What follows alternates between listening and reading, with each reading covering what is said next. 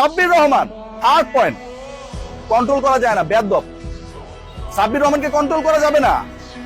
সাব্বির রহমান এমনিতেই অনেক senior cricketer, বাংলাদেশের সেটআপের ফাইনেস্ট ক্রিকেটার যদি কেউ থেকে থাকে, গুড স্ট্রাইকার যদি থেকে থাকে, বিশ্বাস করুন এই ছেলেটাকে যদি আপনি সুযোগ দেন, আই রিকোয়েস্ট ইউ, আপনারা বিশ্বাস করেন কিনা যে সাব্বিরকে যদি প্রপার সুযোগ দেওয়া হয়, সাব্বির এই জাকের আলী, অনেক শামীম হোসেন পাটোয়ারির তুলনায় অনেক বেটার ব্যাটিং করতে পারে, সেই অ্যাবিলিটিটা রয়েছে।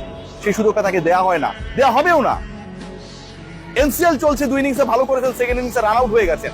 সাব্বিরকে এখন তার সেই সময় রয়েছে যে তিনি এনসিএল এর টপ রান গেটার, 1200 রান করে এখানটায় প্রমাণ করবেন, তারপর তাকে দলে চান্স পেতে হবে।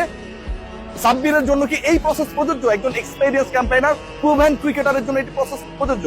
ব্রেদার, আপনি দেখবেন সে ছন্দে আছে কিনা, তাকে দিয়ে আপনি ডমিনেট করতে পারবেন কিনা। সাব্বির তার সময় ওয়ার্ল্ডের সবচেয়ে কুইকেস্ট, সবচেয়ে টাফেস্ট বোলারদের এগেইনস্টে ভালো খেলেছিল, নিউজিল্যান্ডের মাটিতে গিয়ে সেঞ্চুরি করেছিল, লাস্ট বিপিএল এ ভালো করেছিল। সেই ছেলেটাকে আমরা কোন সেটআপের মধ্যে দেখি নাই। যেখানটা আমরা দেখি থ্রেড, যে ও হচ্ছে অনেক বড় ক্রিকেটার, এরকম থ্রেড হয়ে যেতে পারে, আমার কথা শুনবে না, পাকনা টাইপের, আমরা তাদেরকে অ্যালাউ করি না।